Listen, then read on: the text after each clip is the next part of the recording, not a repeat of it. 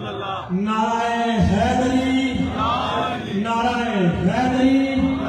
अब आपके सामने हुज्जत सलाम मुस्लिम अल्लामा मोहम्मद सैयद शहनशाह हुसैन नकवी साहब का फरमाएंगे। जो हजरात ये खड़े हैं, मैं इल्तिमास करता हूँ दरिया बिछी में बह जाएंगे, बड़ी मेहरबानी। नाराए तकबीर,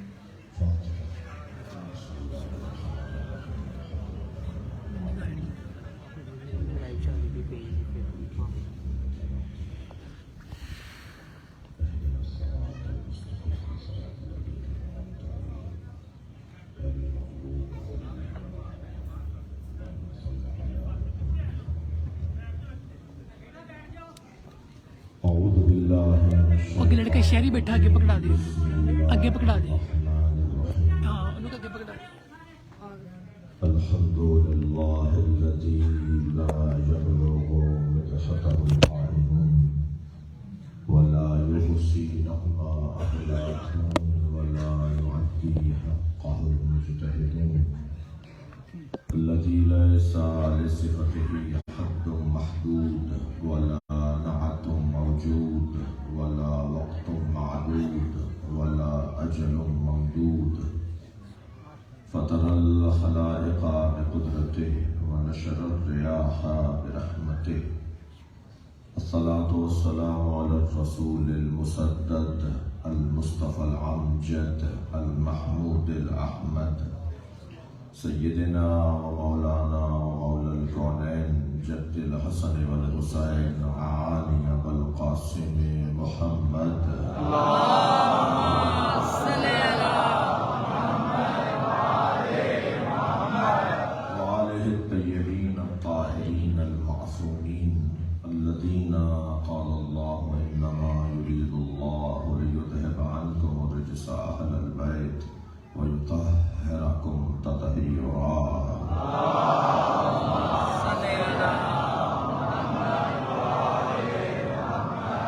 ولعنة الله على أعدائهم أجمعين من يوم عداوتهم إلى قيام يوم الدين أما بعد اس شہر کے تمام سنی شیعہ مرحومین کی مغفرت کے لیے بلند تر صلوات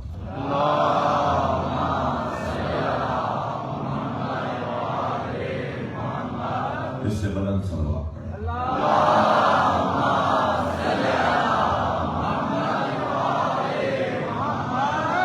سورہ مبارکہ صافات کی 2 آیتیں پڑھی ہیں اور ان دونوں آیات کا تعلق حضرت ابراہیم کی قربانیوں سے ہے۔ ماشاءاللہ تاریخ ابدیت میں سب سے زیادہ بڑی قربانی حضرت ابراہیم کی ہے۔ انبیاء کرام میں جسے اللہ نے نبوت و رسالت کے بعد امامت بھی عطا کی ہے، وہ حضرت ابراہیم کی ذات ہے۔ اور اللہ کا تو کسی سے نہ پڑوس ہے نہ رشتہ داری۔ پڑوس کی بنیاد پر اور رشتہ داری کی بنیاد پر استثناء لگایا جاتا ہے۔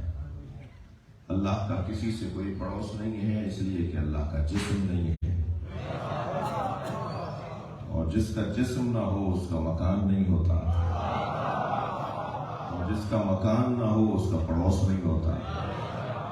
ہم اللہ کا جسم نہیں مانتے اس لیے کہ جسم رکھنے والا محتاج مکان ہوتا ہے، اور جو محتاج ہو وہ صمد نہیں ہوتا، اور جو صمد نہ ہو وہ اللہ نہیں ہوتا۔ لہذا یہ سارا مجمع سنی شیعہ مجمع اللہ کے جسم کا قائل نہیں ہے۔ اگر کہیں کچھ لکھا گیا ہے تو وہ خود ذمہ دار ہے۔ قرآن اور حدیث صحیح کے مطابق تو اللہ کا جسم نہیں ہے، وہ جسم و جسمانیت سے مبرہ ہے۔ تو جب اس کا جسم نہیں ہے تو اس کا پڑوس بھی نہیں ہے، جسم نہیں ہے تو مکان بھی نہیں ہے، تو پھر خانہ کعبہ کیا ہے؟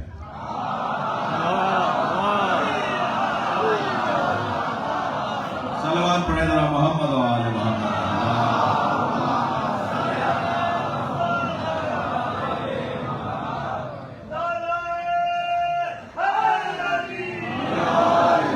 خانہ کعبہ میں اللہ نہیں رہتا، ہاں خانہ کعبہ میں اللہ رہتا ہے۔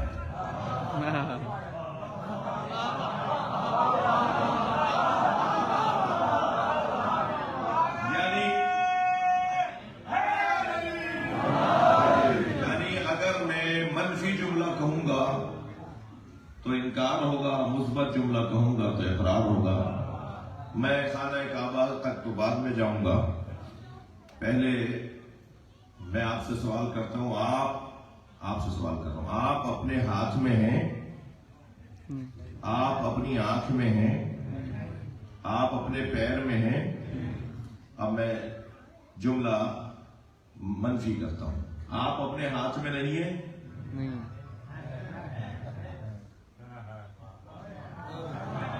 بھائی تھوڑا سا فلسفہ سن لیجیے نا مجھ سے آپ۔ اگر میں کہتا ہوں آپ اپنے ہاتھ میں ہیں، اس کا مطلب ہے پیر میں نہیں ہے، تو آپ کہیں گے نہیں۔ لیکن اگر میں اس کو منفی کر دوں گا، آپ اپنے ہاتھ میں نہیں ہے، ہاں ہے،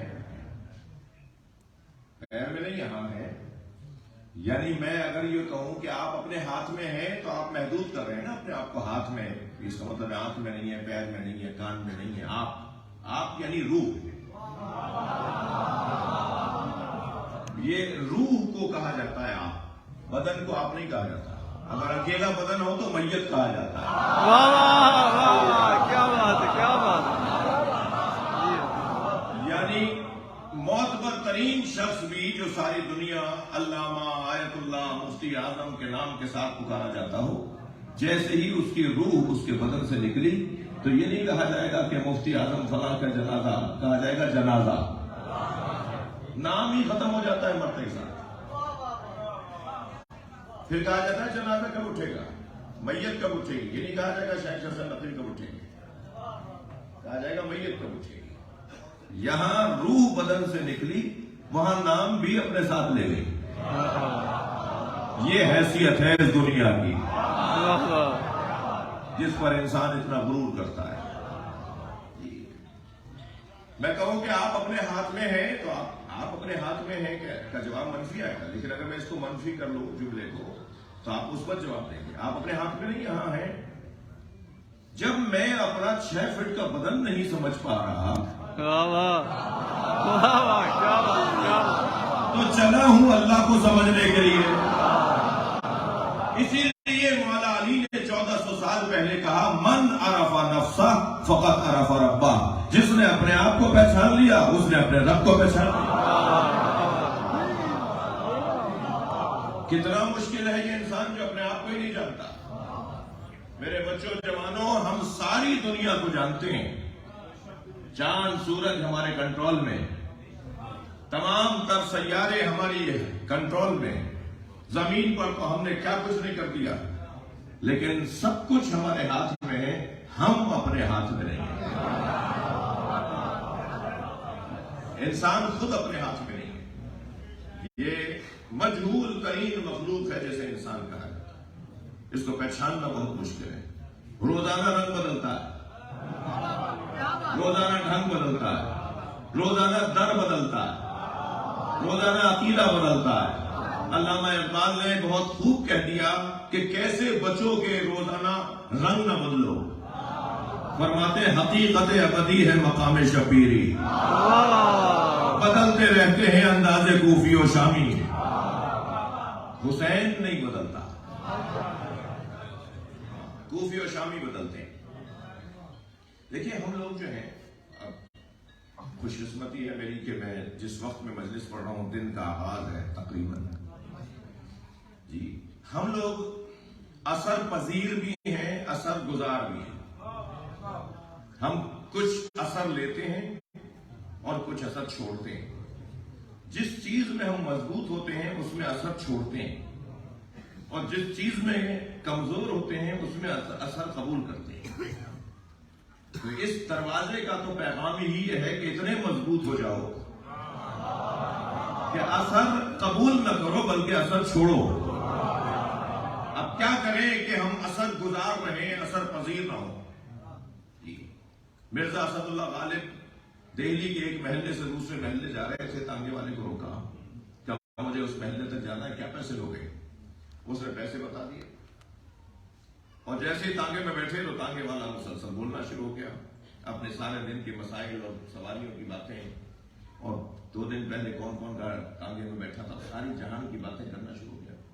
مرزا صاحب بار بار کہیں کہ بھائی مجھے کچھ سوچنا ہے کچھ اور، مگر وہ تو جو بولنا لگا تو بولتا ہی چلا گیا. تو آدھے راستے میں کہنے لگے تانگا روکو، مجھے یہیں اترنا ہے. تو اس نے کہا آپ جس محلے جانا تھا وہ تو ابھی آگے ہے. کہنے لگے نہیں، وہاں تک میری اردو خراب ہو جائے گی. انسان اثر لیتا ہے. میں مفتی عنایت علی شاہ صاحب اللہ مقامہ ملتان کے ہمارے بزرگ عالم دین تھے، تو ان کے ساتھ 2 مہینے تک رہا. تو 2 مہینے کے بعد جب وہ آ گئے واپس اور میں وہیں رہا حوضے میں، تو 2 مہینے تک میں سرائیکی لہجے میں اردو بول رہا تھا. اچھا مجھے احساس ہی نہیں ہو رہا تھا. تو ایک صاحب مجھ سے کہنے لگے آپ سرائیکی زبان ہے؟ میں نے کہا نہیں. کہنے لگے آپ تو توجہ، آپ تو سرائیکی زبان کی بات کر رہے ہیں لہجے میں. میں نے کہا نہیں، میں تو اردو زبان ہوں. تو تب احساس ہوا کہ میں کیونکہ ان کے ساتھ رہا ہوں تو ان کا لہجہ مجھ پہ اتنا اثر کر گیا کہ میں اردو بھی سرائیکی لہجے میں بول رہا تھا. توجہ چاہوں گا، علامہ اقبال جرمنی پڑھنے گئے تھے، ڈاکٹر بن کر آئے، پی ایچ ڈی ہو کر آئے. واپس آنے کے بعد علامہ اقبال زیادہ انقلابی شاعر ہو گئے. ہونا تو یہ چاہیے تھا کہ وہاں کا اثر، وہاں کا رنگ ان پہ چڑھتا، مگر جرمنی کا رنگ چڑھا نہیں ان پہ، بلکہ وہاں رنگ چھوڑ کر آئے. وہ جو رنگ وہاں چھوڑ کر آئے اس کی دلیل یہ ہے کہ جرمن زبان کے علاوہ جرمنی میں پڑھائی نہیں ہوتی تھی، یعنی انگریزی میں پڑھائی نہیں ہوتی تھی. علامہ اقبال کی وجہ سے وہاں انگریزی میں پڑھائی شروع ہو گئی. انہوں نے ضد پکڑ لی کہ میں تو انگریزی میں پی ایچ ڈی کروں گا. جی میری بہنیں ذرا توجہ کریں. انہوں نے ضد پکڑ لی کہ میں تو انگریزی میں پی ایچ ڈی کروں گا، اور پھر آخر منوا کر چھوڑا انہوں نے کہ انگریزی زبان میں ہی تعلیم ہو. تو اثر چھوڑ کر آئے، اثر لے کر نہیں آئے. جی علامہ اقبال جو اثر گزار رہے، اثر پذیر نہیں ہوئے، تو کیا نسخہ تھا ان کے پاس، کیا فارمولہ تھا؟ وہاں ایک زبان کہتے ہیں کیا گیدڑ سنگی تھی، کیا چیز تھی ان کے پاس جس کی وجہ سے وہ اثر گزار رہے، اثر پذیر نہیں ہوئے. اب انہوں نے ہی اپنے 2 مصروں میں ہمیں نسخہ دیا ہے. وہ کہتے ہیں خیرہ نہ کر سکا مجھے جلوے دانش فرنگ. میں چیچے مدنی پرانا شہر ہے. خیرہ نہ کر سکا مجھے جلوے دانش فرنگ، یعنی یورپ کا جو جلوہ اور تجلیاں تھیں، وہاں کی جو ماحول تھا اس سے میں خیرہ نہیں ہو سکا. میری آنکھیں پھٹی نہیں، میں متاثر نہیں ہوا ان سے. خیرہ نہ کر سکا مجھے جلوے دانش فرنگ، سرما ہے میری آنکھ کا خاک مدینہ و نجف. صلوات پڑھے محمد و آل محمد.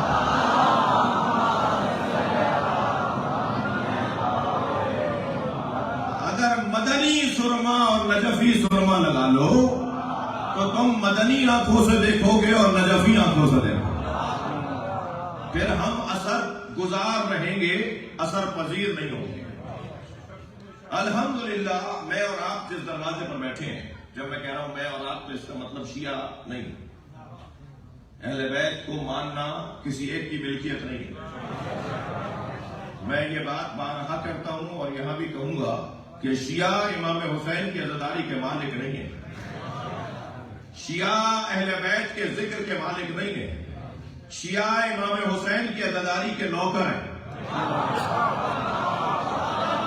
اور چیچا وطنی کے لوگ ناراض نہ ہوں، شیعہ امام حسین کی عزاداری کے نوکر ہیں اور نوکروں کو اپنی اوقات میں رہنا چاہیے.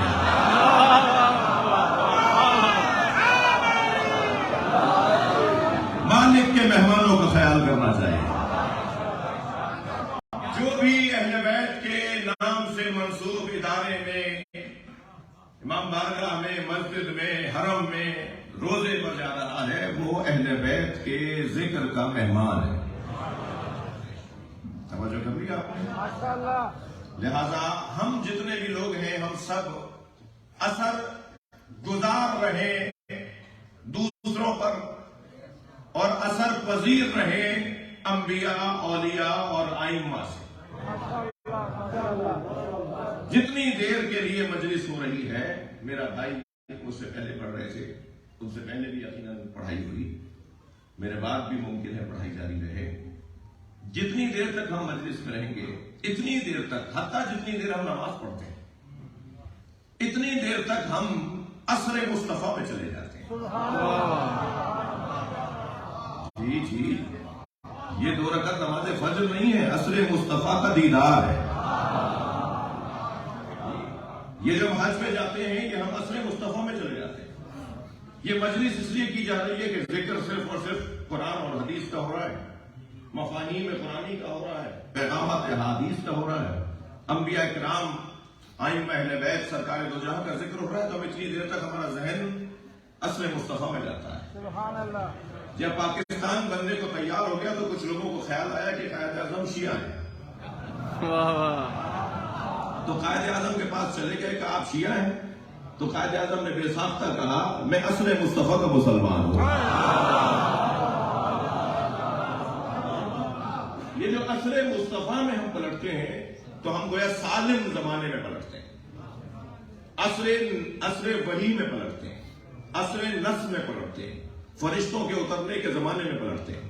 تو اور سالم ترین دور ہمیں نصیب ہو جاتا ہے. یہ جو ہم عصر مصطفیٰ میں پلٹ رہے ہیں، عصر نص میں پلٹ رہے ہیں، یہ ہمیں اور بہتر کرنے کے لیے، میں نے جملہ کہا کہ ہم جب نماز پڑھ رہے ہوتے ہیں تو اتنی دیر تک ہم عصر مصطفیٰ میں ہوتے ہیں. کیا کہا سرکار نے؟ صلو کما رأیتمونی اصلی، نماز ایسے پڑھو جیسے مجھے پڑھتے ہوئے دیکھ رہے ہو. یہ نہیں فرمایا صلو کما اصلی، نماز پڑھو جیسے میں پڑھ رہا ہوں. نماز پڑھو جیسے میں، یعنی نبی نماز بھی پڑھوانا چاہتے ہیں، اپنا دیدار بھی چاہتے ہیں. شک تو نہیں رہے آپ میری باتوں سے؟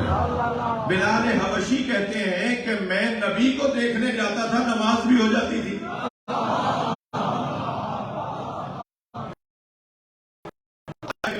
مجھے یاد آ رہا ہے، شاعر کہتا ہے کہ ادائے دید سراپا نیاز تھی میری.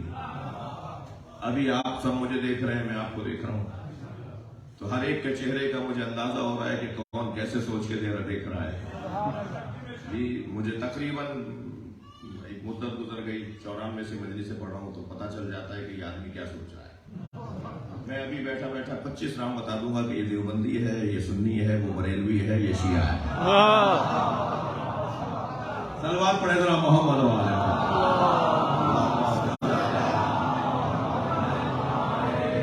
اس سے بلند صلوات ذرا نبی کی ذات.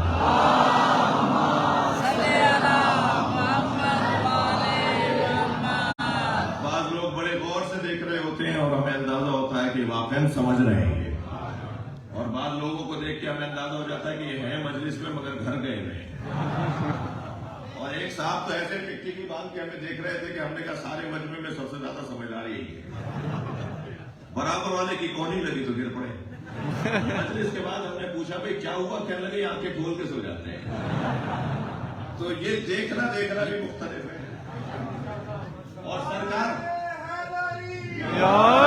سرکار کو دیکھنے والے بھی مختلف تھے. واہ واہ واہ واہ، کیا بات کیا بات. بھائی میں کیا کہوں، جب قرآن کہہ رہا ہے تراہم ینظرون الیک وہم لا یبصرون، تم نے دیکھا کہ وہ تمہیں دیکھتے ہیں اور نہیں دیکھتے. یعنی چشمے سر دیکھتی ہیں، چشمے جان نہیں دیکھتی.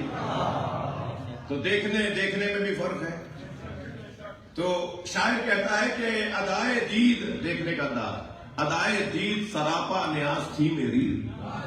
میرے دیکھنے کا انداز ہی نیاز مندی تھی، میری عاجزی میرے دیکھنے میں تھی. ادائے دید سراپا نیاز تھی میری، کسی کو دیکھتے رہنا نماز تھی میری. عزیزو، نبی جو یہ فرما رہے ہیں کہ سلو کما رأیتمونی اصلی، نماز ایسے پڑھو جیسے مجھے پڑھتے ہوئے دیکھ رہے ہو. تو نبی کو ہم نے نماز پڑھتے ہوئے کیسے دیکھا؟ نبی کو ہم نے نماز پڑھتے ہوئے ایسے دیکھا کہ سجدے میں سر ہے، پشت پہ حسین ہے.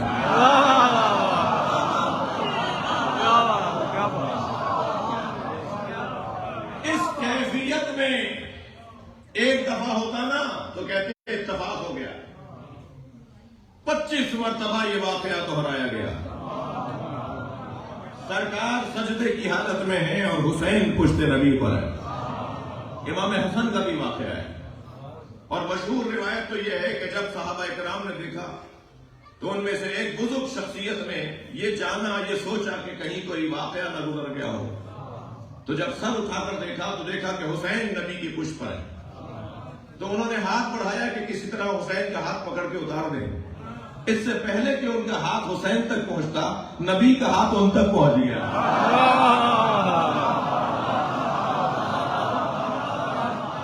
اور جب تک حسین مولا خود نہیں اترے، سرکار نے سر سجدے سے نہیں اٹھایا.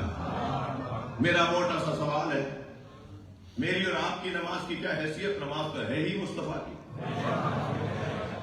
ہماری نمازوں کا کیا اعتبار؟ اللہ قبول کر لے تو اس کا کرم. ہم تو ابھی اسی الجھن سے نہیں نکلے کہ ولا الضالین کہنا ہے یا ولا الضالین کہنا ہے.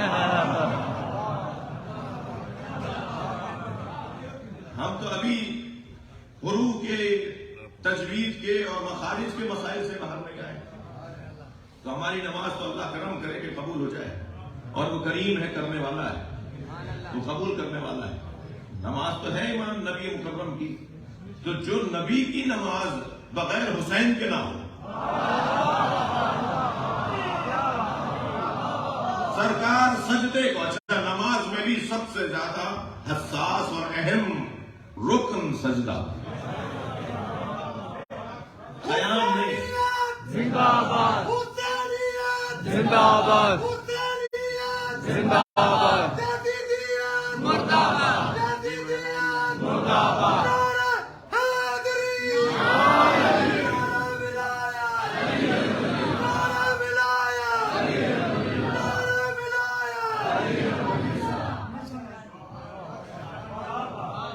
سجدے میں سرکار کا سر مبارک ہے اور امام حسین پشت پیغمبر پر بیٹھے ہیں اور نبی سجدے کو طول دیتے جا رہے ہیں.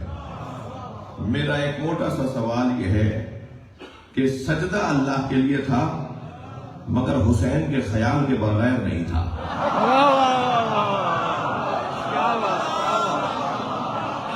جس موحد کے ذہن میں حسین حاکم نہ ہو، اس کا سجدہ بھی قبول نہیں ہے. میں محترم مجمع سے ایک اور سوال کرتا ہوا گزروں کہ حسین کی یاد میں نمازیں ختم ہوتی ہیں یا سجدے طویل؟ خبردار محبت حسین کو بدنام نہ کر دے کوئی، کہ جو محبت حسین میں ہوتے ہیں وہ نماز نہیں پڑھتے. یہاں تو کیفیت یہ ہے کہ محبت حسین بڑھے گی تو نماز بڑھے گی، سجدہ طویل ہوتا چلا جائے گا. عزیزو، ہم جس دنیا میں رہتے ہیں، جہاں رہتے ہیں، یہ واہمات کی جگہ ہے، توہمات کی جگہ ہے، دھوکوں کی جگہ ہے، فریبوں کی جگہ ہے. یہاں نظر کچھ اور آتا ہے اور ہوتا کچھ اور ہے. یہ جگہ دھوکے دینے کی جگہ ہے، یہ رنگ اور ملمہ کاریوں کی جگہ ہے. آپ ہائی وے پر اور موٹر وے پر پانی دیکھتے ہیں، قریب جاتے ہیں تو پانی نہیں سراب ہوتا ہے. یہ پنکھا کچھ دن بعد چلے گا، موسم بدل رہا ہے تو ایسا لگے گا جیسے تھال گھوم رہا ہو ہمارے سر کے اوپر، جبکہ 3 پر والا پنکھا ہے، تھال نہیں ہے کچھ اور، نظر کچھ اور آ رہا ہے.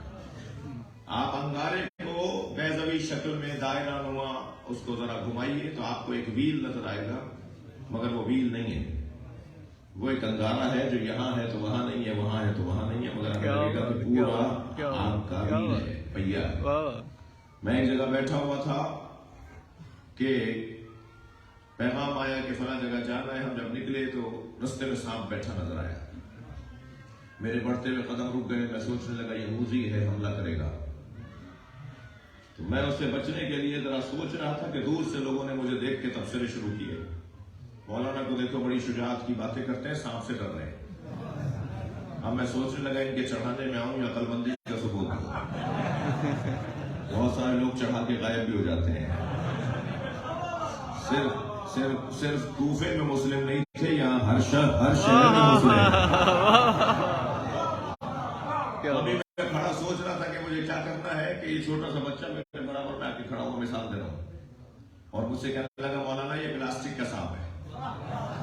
جیسے مجھے معلوم ہوا پلاسٹک کا سانپ ہے، میں نے اسی پر پیر رکھا، اسے کچلتا ہوا آگے چلا گیا. معلوم یہ ہوا جب حقائق روشن ہو جاتے ہیں تو اقدامات بھی تبدیل ہو جاتے ہیں. میں جملہ ہدیہ کر رہا ہوں چیچا وطنی کے مومنین کو اور سنی شیعوں کو. جب حقائق روشن ہو جاتے ہیں تو اقدامات بھی تبدیل ہو جاتے ہیں. ساری دنیا جس عزیز سے ڈرتی تھی، حسین اس کی حقیقت کو جانتے تھے.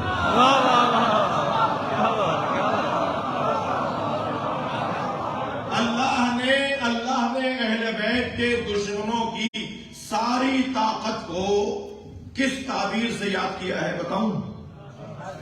وَيُرِيدُونَ لِيُطْفِئُوا نُورَ اللَّهِ بِأَفْوَاهِهِمْ وَاللَّهُ مُتِمُّ نُورِهِ.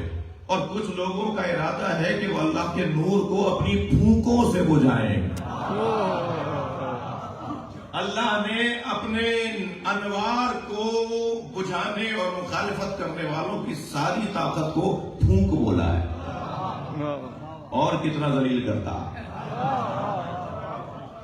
اتنے بڑے بڑے سرمائے، اتنے بڑے بڑے بجٹ، اللہ کہہ رہا ہے پھونک ہے، کچھ بھی نہیں کر سکتے.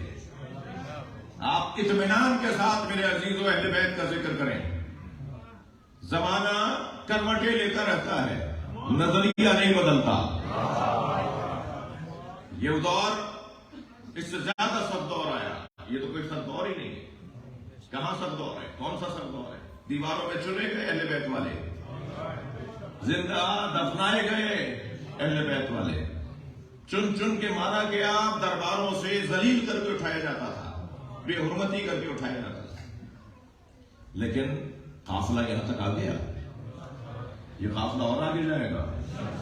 مجھے بہت اچھا لگتا ہے جب یہ چھوٹے چھوٹے بچے مجلس میں آئے بیٹھے ہوتے ہیں. انہیں ضرور اپنے ساتھ لایا کریں. ہمیں بھی کوئی لاتا تھا. یہ ایسے ہی قافلہ آگے بڑھے گا، یہ نظریہ ایسے ہی آگے بڑھے گا.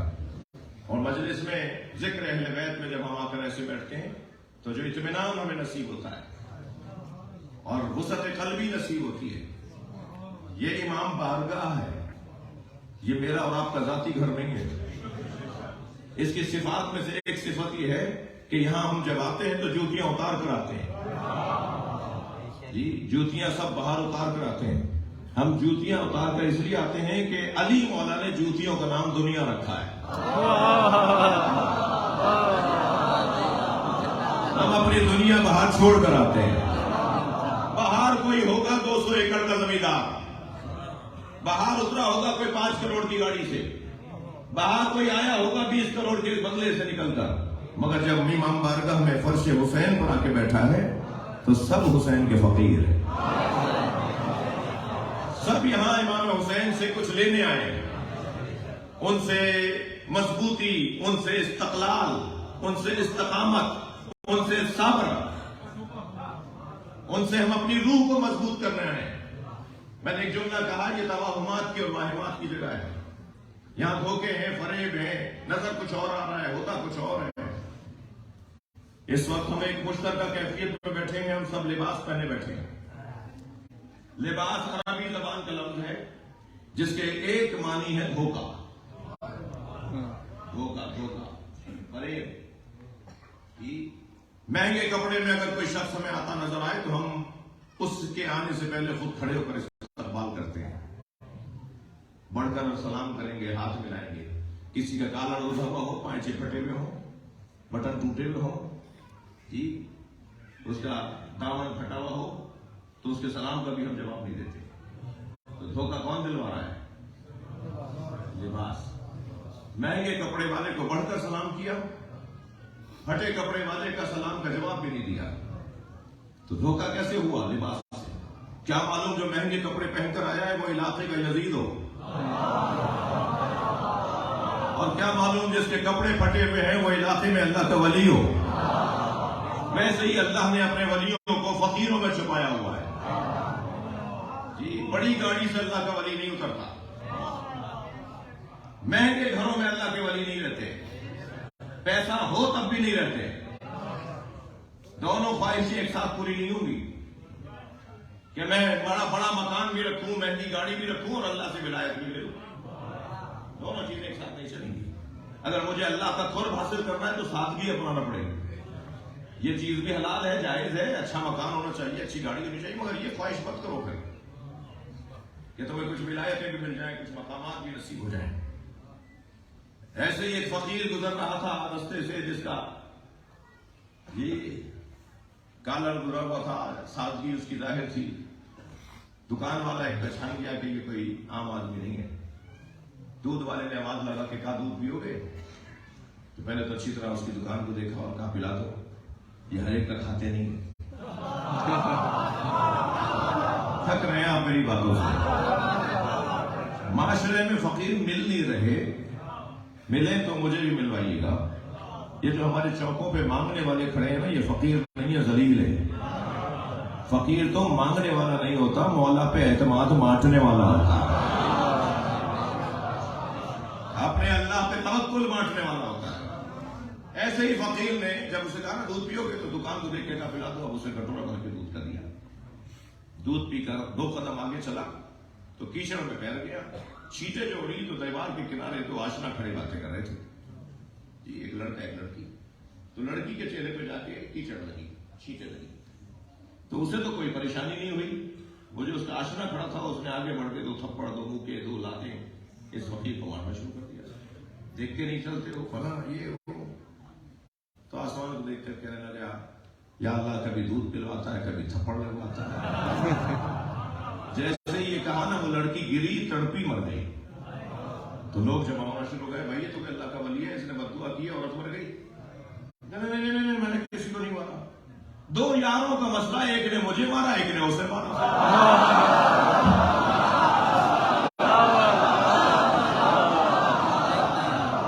میں نے صلوات پڑھے محمد و آل محمد۔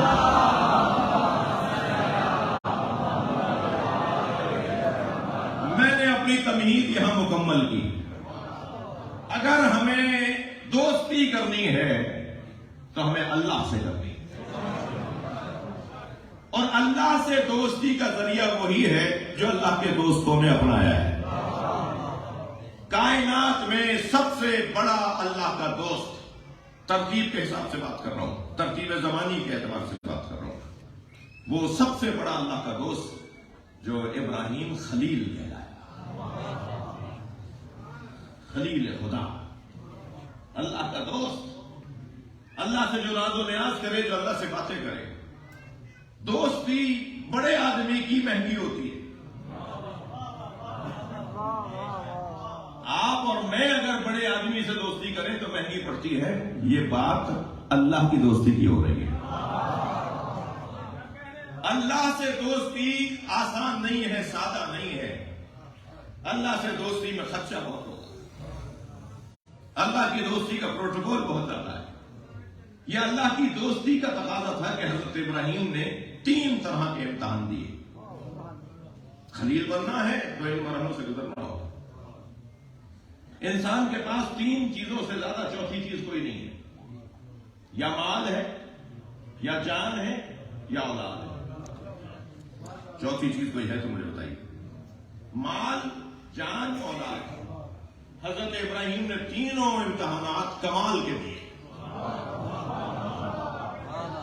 جانور چرانے کے لیے اپنا مال جسے ہم پنجابی سائے کی سندھی میں بھی مال کہتے ہیں، یعنی جانور، گائے بھینسیں بکریاں، اپنا جانور لے کر، اپنا مال لے کے صحرا میں چرانے کے لیے گئے۔ ادھر اللہ نے جبریل سے کہا جاننا چاہتے ہو میرا خلیل اپنا مال مجھے کیسے دے گا؟ کہ یا اللہ تو بتا، کہا جاؤ جا کے آزماؤ، میرا خلیل مجھے مال دینا چاہتا ہے۔ جبریل امین علیہ السلام حضرت ابراہیم کے برابر سے ایک تسبیح پڑھتے ہوئے گزرے، सुब्बूह कुद्दूस रब्बुना व रब्बुल मलाइकति वरूह। हज़रत इब्राहिम के कान खड़े हो गए, मुड़ के देखा, कहा तुम तो मेरे अल्लाह का जिक्र कर रहे हो। तो जिब्रील ने कहा तुम्हारे अलावा कोई और जिक्र नहीं कर सकता? कहा नहीं, मुझे तो अच्छा लग रहा है कि मेरे अलावा भाई कोई इस कमाल का जिक्र करता है। कहा हम भी अल्लाह का जिक्र कर रहे हैं। कहा तुम अल्लाह के साथ हो तो कहा एक दफा और सुनाओ। क्या इसके बदले में दोगे क्या? जिब्रील का इसके बदले में दोगे क्या? हजरत इब्राहिम ने फरमाया जितना माल है 1/3 दे दूंगा, तीसरा हिस्सा दे दूंगा। जिब्रील ने एक मरतबा और जिक्र इलाही पढ़ के सुनाया। हजरत इब्राहिम ने 1/3 अपना माल दे दिया, मगर आंखों में आंसू आ गए। जिक्र भी अल्लाह का, जबान भी जिब्रील की, लहजा भी हसीन। कहा एक दफा और सुनाओ। कहा आप क्या दोगे? कहा जितने रह गए आधे दे दूंगा। फिर जैसे ही दूसरी दफा सुनाया, फिर तो बाकायदा फरल फरल रोने लगे। फिर कहने लगे एक दफा और सुनाओ। कहा आप क्या दोगे? कहा जितने रह गए सब दे दूंगा। कितना वाज़ेह पैगाम है, जिसके नाम से प्यार होता है उसके नाम पे खर्च करने को दिल करता है।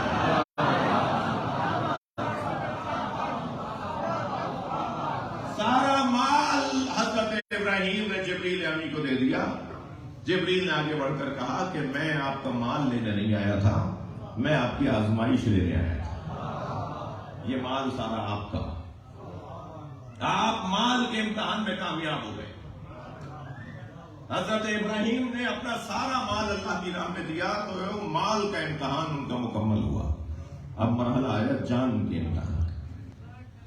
जाकर सारे बुतों को तोड़ दिया। किसी की आंख फोड़ी तो किसी की किसी का कान काटा, किसी की नाक काटी, किसी का घुटना फोड़ा, किसी का पेट फाड़ा। एक बड़े बुत के गले में कुल्हाड़ी लटका दी और बड़े ही इत्मीनान से काम करके आ गए। सारा शहर बाहर गया हुआ था, जब लौट कर आया तो क्या देखा कि बुत खाने में सारे बुत टूटे हुए और एक बड़े बुत के गले में कुल्हाड़ी लटकी है। तो किसी ने देखा नहीं था ये इब्राहिम ने किया है, मगर सब कहने लगे इब्राहिम का काम है। हुनर तो यही है ना कि काम बताए कि किसका है।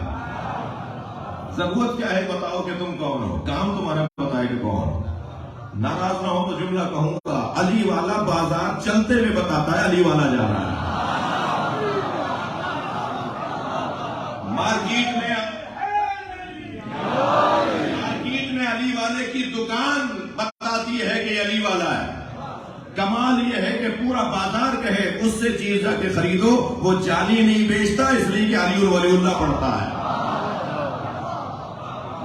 कमाल तो ये है। अल्लाह या रसूल अल्लाह।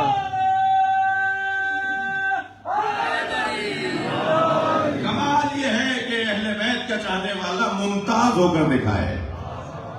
भाई अली मौला जिसे मारते थे ना, चाहे वो उमूदी मारे या उफुदी मारे, सर से नीचे मारते थे, काटते थे या धड़ से मारते थे। अली मौला जिसे मारते थे ना, वो जनाजा पुकार के कहता था मुझे अली ने मारा। एक ग्राम तोले माशे का फर्क नहीं होता था धड़ों में, बराबर का कट के गिरता था। जिसकी जरबत में अदालत हो, उसकी हुकूमत में कैसी अदालत हो। किसी ने नहीं देखा था कि यह इब्राहिम ने तोड़ा है, मगर सब कह रहे थे इब्राहिम का काम। गिरफ्तार करके ले आए नमरूद के दरबार में हजरत इब्राहिम। इब्राहिम तुमने किया ये? फरमाया उसी ने तोड़े होंगे जिसके गले में कुल्हाड़ी लटकी है। तो कहने लगे वो तो नाक पे बैठी मक्खी नहीं जल सकता। तो जैसे कहा ना वो तो नाक पे बैठी मक्खी नहीं जल सकता, तो इब्राहिम फरमाने लगे मैं भी तो यही समझा रहा हूं। जो अपना दिफा नहीं कर सकता वो तुम्हारा खालिक और रब कैसे है? इनका ज़मीर तो बेदार हो गया, मगर दीन पे दुनिया भारी। ये मुहावरा मुशरिकों और काफिरों का है, मुसलमानों का नहीं है। दीन पर कोई चीज भारी नहीं है। ये जो जुमला कहा जाता है दीन पे दुनिया भारी। भाई पर्दा कर लो बेटा, कब मैं पर्दा करूंगी तो दकियानूस हो जाऊंगी, मेरी सारी सहेलियां ऐसी हैं, और दुनिया चलानी है तो दीन पे दुनिया भारी। फला गलत काम हो रहा है उसे नहीं करो, का दीन पे दुनिया भारी। दीन पे कोई चीज भारी नहीं है। ये मुशरिकों और काफिरों का काम था। سارا شہر حضرت ابراہیم کو مان گیا تھا کہ حق پر ابراہیم ہے، مگر اس کے باوجود انہیں آگ میں جلانے کا جب فیصلہ ہوا تو سب تماشا دیکھ رہے تھے، مگر ابراہیم مطمئن تھے، اس لیے کہ وہ تو امتحان دے رہے تھے اپنی جان کا۔ ایک منجنیق میں رکھ کر آگ اتنی روشن کی گئی کہ قریب جا کے تو ڈال بھی نہیں سکتے تھے ابراہیم کو۔ ایک ٹوکری میں منجنیق میں رکھ کے اسے گھمایا گیا، اتنا گھمایا گیا، اور پھر رسی چھوڑی گئی تو وہ فضا میں اڑتے ہوئے جا رہے تھے آگ کی طرف۔ لوگ ٹوکری میں بندھے ہوئے تھے اور اڑتے ہوئے جا رہے تھے۔ جب یہ کیفیت دیکھی تو فرشتوں میں تلاطم بپا ہوا۔ جبریل نے نمائندگی کرتے ہوئے اللہ سے کہا، یا اللہ تیرا خلیل جلایا جا رہا ہے، تو دیکھ رہا ہے تیرا خلیل جلایا جا رہا ہے۔ اللہ نے کہا جاؤ جا کے تم پوچھ لو۔ جبریل آئے اور آ کر کہا، یا ابراہیم هل لک حاجۃ، اے ابراہیم کوئی حاجت ہے؟ تو ابراہیم علیہ السلام نے انتہائی اطمینان کے ساتھ فرمایا، اما الیک فلا، ہاں ہے مگر تم سے نہیں ہے۔ کہا پھر کس سے؟ کہا اسی سے ہے جس نے تمہیں آنے کی اجازت دی ہے۔ کہا اگر اسی سے ہے تو بتا دو میں پہنچا دوں۔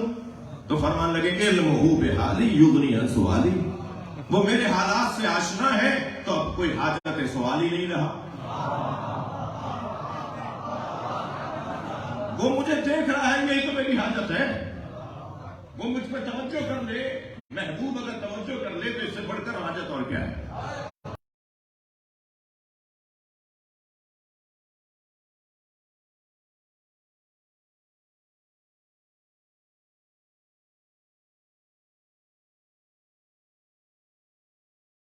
اس لیے کہ اللہ نے ارادہ کر لیا کہ یہ آگ کونی بردن و سلام، ٹھنڈی پڑ جا۔ آگ نظر آ رہی تھی مگر حضرت ابراہیم کے لیے گلے گلزار تھی۔ یہ ابراہیم کی جان کا امتحان، ابراہیم تیسرا امتحان بھی دے رہے ہیں، اور وہ ہے اولاد کا امتحان۔ اسماعیل کے گلے پہ چھری چلا دی،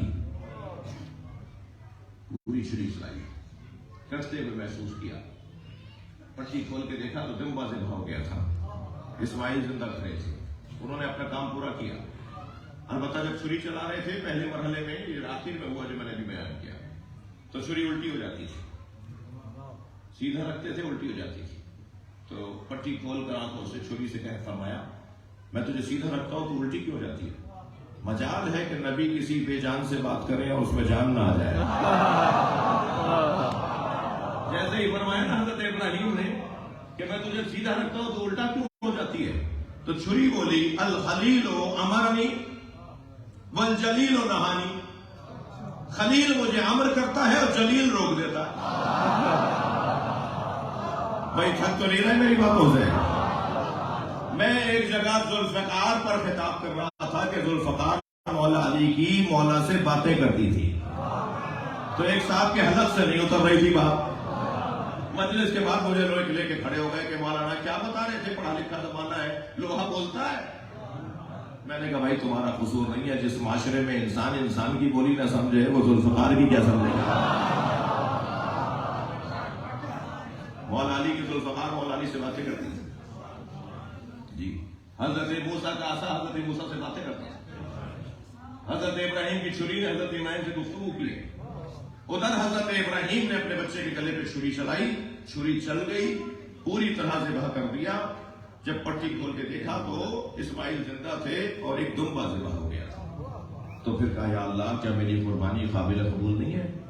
آواز آئی وَفَدَيْنَاهُ بِذِبْحٍ عَظِيمٍ، ہم آپ کی قربانی کو ایک بڑی قربانی پہ مؤخر کر رہے ہیں، ہمیں اپنے دین کے لیے اس سے بڑی قربانی چاہیے، اور تم ہی سے دیں گے،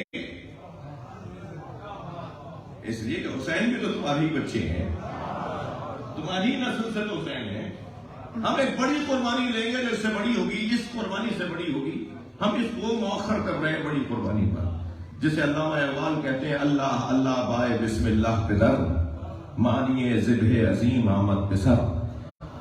جو قرآن میں ذبح عظیم کی آیت ہے نا، وَفَدَيْنَاهُ بِذِبْحٍ عَظِيمٍ، اس سے مراد پسر یعنی علی کا پسر، بے کے نیچے کا نقطہ علی بابا، اللہ اللہ بائے بسم اللہ پدر، مانیے ذبح عظیم آمد پسر، علی یعنی پدر نقطہ تحتبا، اور پسر یعنی حسین، مانیے ذبح عظیم۔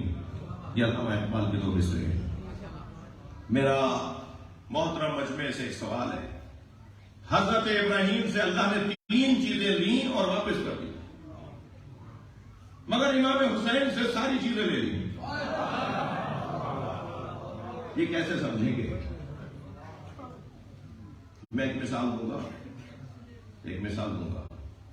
آپ اپنے 4 سالہ 3 سالہ بچے کے لیے ٹافی خرید کے لائیں، اسے ٹافی دیں اور ریپر کھول کے کھانے لگے تو آپ ہاتھ بڑھا کے کہیں بیٹا مجھے دے دو. اول تو دے گا نہیں جی. بچہ نہیں، ہم بھی پیدائشی طور پہ کنجوس ہیں. ہم پیدائشی کچھ کمزوریاں لے کر آتے ہیں، جس میں سے ایک کنجوسی کی کمزوری ہے. ہمارے اندر دینے کا جذبہ پیدائشی نہیں ہے. تبھی تو علی کے دروازے پہ بلایا جا رہا ہے تاکہ سخی ہو جاؤ، شجاع ہو جاؤ. ان کے ساتھ جڑ جاؤ جو سب سخی بھی تھے، شجاع بھی تھے.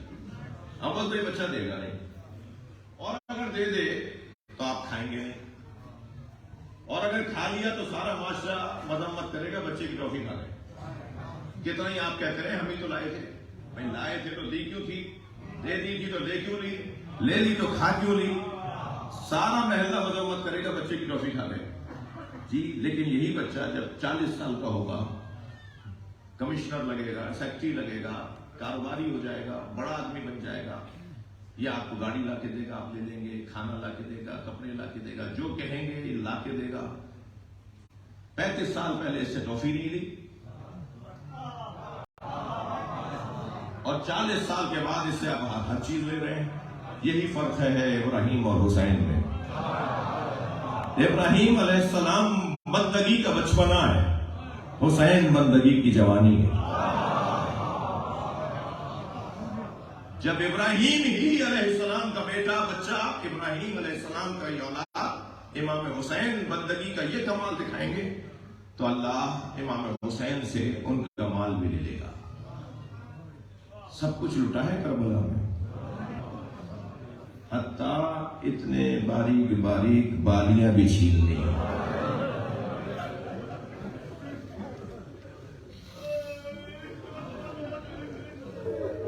سب کچھ لے لیا. اجرکم علی اللہ. کپڑے کے خیمے بھی جلا دیے. جب شام سے رہائی پا کر مدینہ گئے نا، تو جس بشیر ابن جزلم نے قافلہ پہنچایا تھا، امام سجاد نے ایک رومال بندھا ہوا انہیں دیا کہ میری پھوپھی نے کہا ہے ہم کسی کا احسان نہیں رکھتے، تم ہمیں یہاں تک لے کر آئے ہو، ہماری طرف سے یہ ہدیہ قبول کر لو. بشیر کہتے ہیں کہ وہاں رش تھا تو میں نے کھول کر دیکھا نہیں کہ اس میں کیا ہے. جب میں نے دور جا کے کھولا تو اس میں بیویوں کے زیورات تھے. اگر یہ مانگتے نا تو یہ اتار کے دے دیتی. یہ تو ویسے ہی دینے والوں کا گھرانہ ہے، ویسے ہی عطا کرنے والوں کا گھرانہ ہے. مگر جس انداز سے لوٹ مچی، جس انداز سے لوٹا گیا، وہ ظلم تھا جو ان کے ساتھ ہوا. امام حسین کا مال بھی اللہ کی راہ میں خرچ ہو گیا، حسین کی جان بھی اللہ کی راہ میں خرچ ہو گئی، اور حسین کی اولاد بھی. بس آپ آمادہ ہو گئے، امام مدینہ چھوڑ کے جا رہے ہیں. اللہ کسی کو وطن نہ چھوڑوائے، اور وہ بھی اس حالت میں کہ یہ فیصلہ کر دیا جائے کہ یا تو بیعت لے لو یا سر لے لو. اور امام حسین نے فرمایا ولید ابن عقبہ سے کہ کل روشنی نمودار ہونے دو. گورنر مدینہ تھا جس کے پاس یزید کا خط آیا تھا کہ حسین کی بیعت، حسین سے بیعت میری لی جائے، اور اگر حسین بیعت نہ کرے تو حسین کا سر کاٹ لیا جائے. رات کی تاریکی میں جب امام کو خط دیا، امام نے پڑھا، واپس دیتے ہوئے فرمایا کل سورج نکلنے دو، سارے مدینے کو جمع کرو، اصحاب مصطفیٰ کو جمع کرو، سب کے سامنے مجھ سے سوال بیعت کرو. یہ کہہ کر امام لوٹے تو مروان نے یزید سے کہا کہ اگر آج حسین چلے گئے تو پھر ہاتھ نہیں آئیں گے. تو جیسے ہی اس نے اس سے کہا نا کہ مان دو حسین کو، تو امام جلال کی کیفیت میں مڑے اور دیکھ کے فرمایا انت اتقتلنی انت ام ہوا یا ابن الزرقاء، اے بد کردار لوگوں کی اولادو، تم مجھے مارو گے یا تم مجھے مارو گے؟ جیسے ہی امام کی آواز بلند ہوئی تو ایسے ہی دروازہ کھلا اور تلوار نکالتے ہوئے عباس داخل ہوئے۔ آگے بڑھ کر کہا مولا آپ کو کس نے تکلیف پہنچائی؟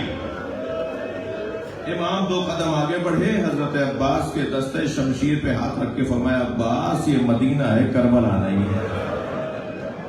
اجرکم اللہ، اجرکم اللہ، اللہ کسی غم میں نہ رلائے سوائے غم اہل بیت میں رونے رلانے والوں میں قرار دے۔ ڈاکٹر صاحب بیٹھ جائیے، آپ بھی بیٹھ جائیے، اللہ آپ کو کسی غم میں نہ رلائے۔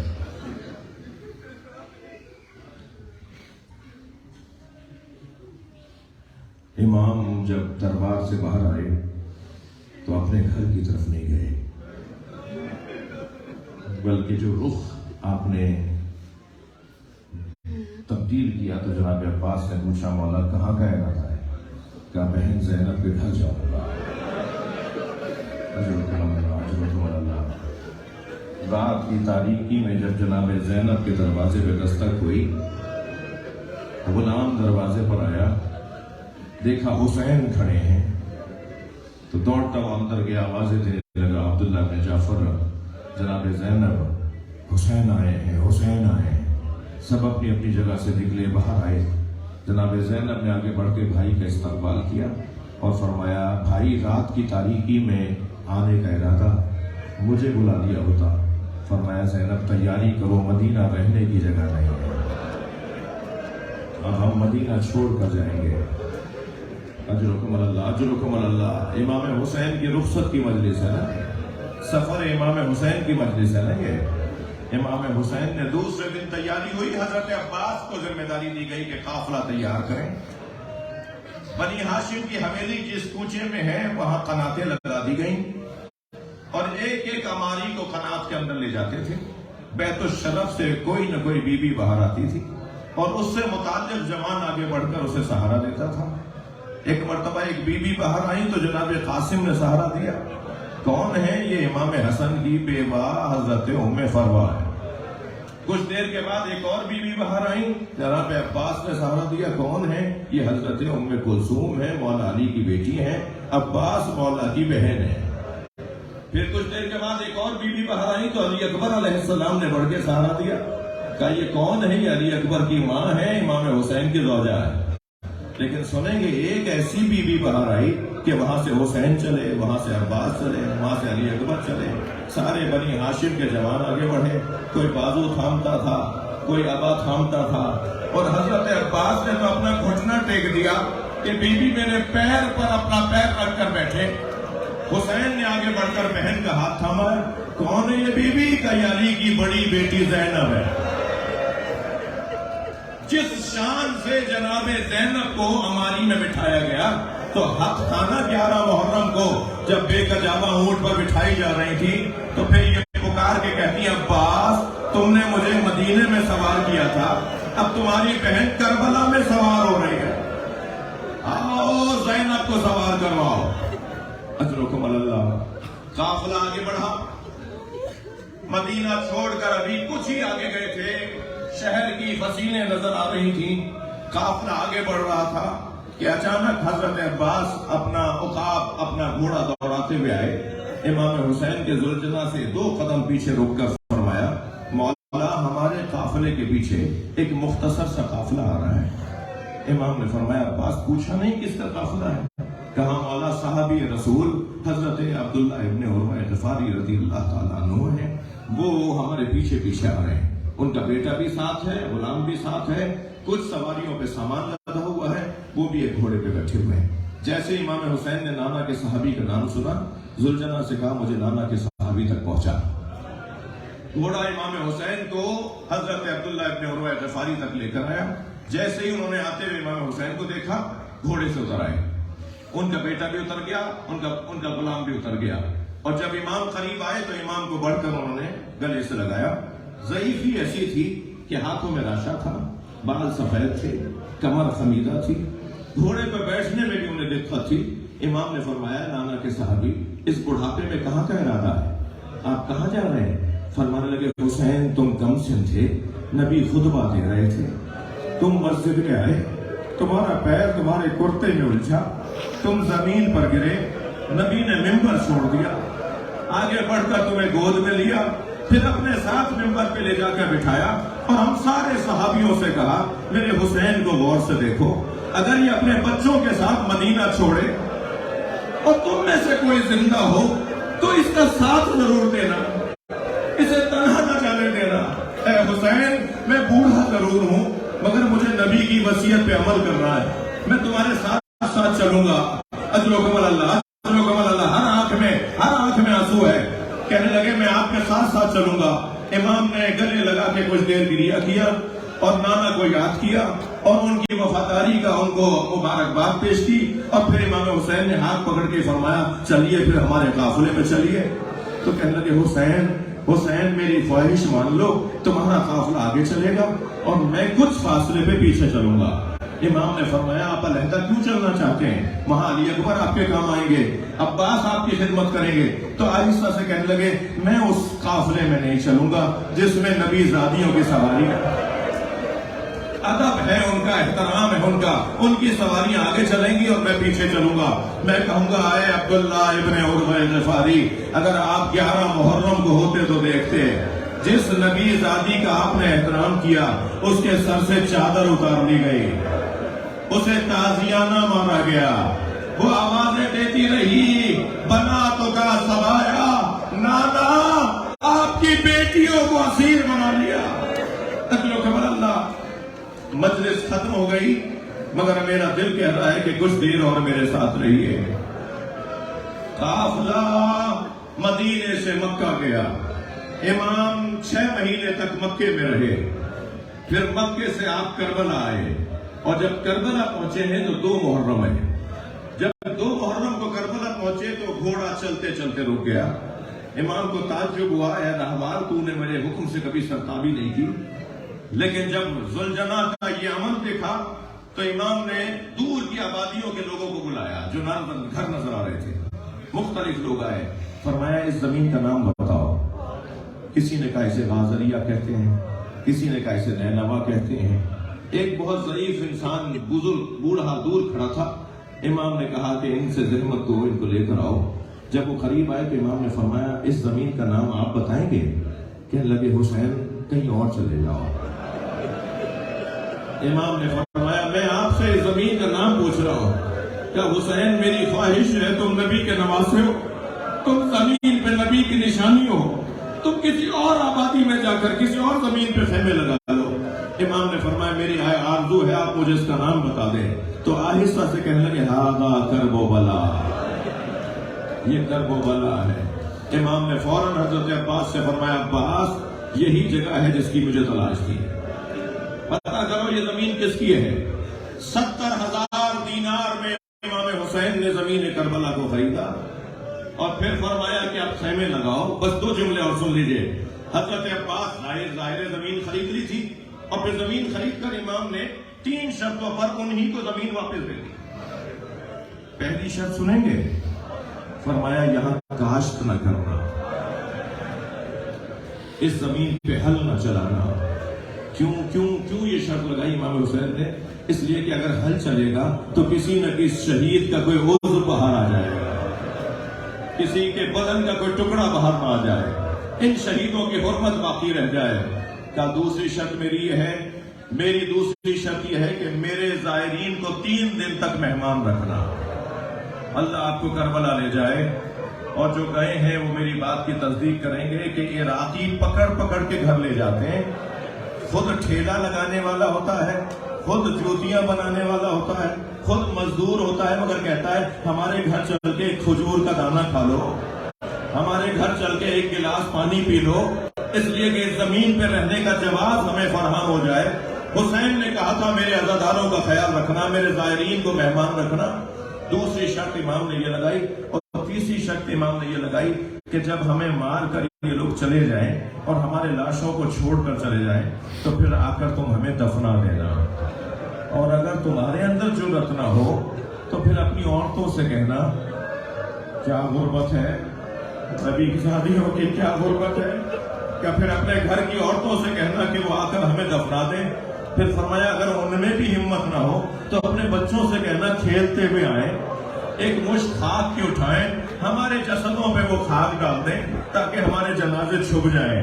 اجرکم اللہ, اجرکم اللہ. حضرت عباس نے, بس آخری روایت, حضرت عباس نے نہر کے کنارے خیمے لگا دیے. زمین تو امام حسین کی تھی, جہاں چاہیں خیمے لگائے, اپنی جگہ ہے. نہر کے کنارے خیمے لگائے. 4 محرم کو شمر کا لشکر آیا اور اس نے آتے کے ساتھ یہ کہا کہ حسین کے خیمے نہر سے ہٹاؤ.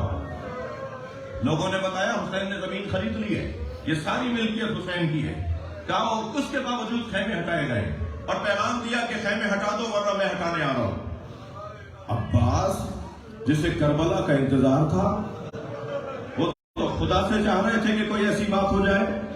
جیسے ہی خبر آئی نا کہ شمر لشکر لے کر آ رہا ہے خیمے ہٹانے کے لیے, حضرت عباس نے تلوار نکالی, زمین پہ خط بنایا اور خط کے ساتھ کھڑے ہو کے فرمایا کسی میں جرأت ہے تو خط پھاند کے دکھائے. میں آج ہی کربلا کا قصہ تمام کر دوں گا. شمر کا لشکر بڑھ رہا ہے اور عباس اکیلے کھڑے کہہ رہے ہیں کسی میں جرأت ہے تو خط پھاند کے دکھائے. امام حسین نے حضرت عباس کے یہ تیور دیکھے تو جناب زینب کے خیمے میں چلے گئے. فرمایا بہن زینب عباس کو بلا لو. جناب فضہ باہر آئیں, آقا زادے تمہیں آقا زادی زینب بلا رہی ہے. فرمایا ماں بی بی کو میرا سلام کہو اور کہو چند لمحوں میں خوشخبری لے کر آ رہا ہوں, میں آج جنگ تمام کر رہا ہوں. جناب فضہ خیمے میں گئی اور پھر جلدی سے واپس آئیں اور کہا زینب کہہ رہی ہیں تم آتے ہو یا میں آ جاؤں. بس یہ جملہ سننا تھا, تلوار نیام میں رکھی, خیمے میں آئے, دیکھا حسین جناب زینب کے برابر میں کھڑے ہیں. امام حسین کو دیکھ کر سمجھ گئے کہ مولا کیا چاہتے ہیں. آواز دے کر کہا مولا خیمے ہٹا دو. مولا حسین نے گردن سے اشارہ کیا عباس خیمے ہٹا دو, عباس خیمے ہٹا دو. بہت رو لیے, مجلس ہو گئی. کوفے کے بازار میں قیافہ شناس نے جناب عباس کا چہرہ دیکھا تو یہ کہہ کر پیچھے ہٹا, چہرہ بتا رہا ہے یہ گھٹ گھٹ کے مرا ہے. جو اس کی آرزویں تھی وہ پوری نہیں ہوئی, جو یہ چاہتا تھا وہ پورا نہ سکا. فلا لعنت اللہ علی القوم الظالمین فسیعلم الذین ظلموا أی منقلب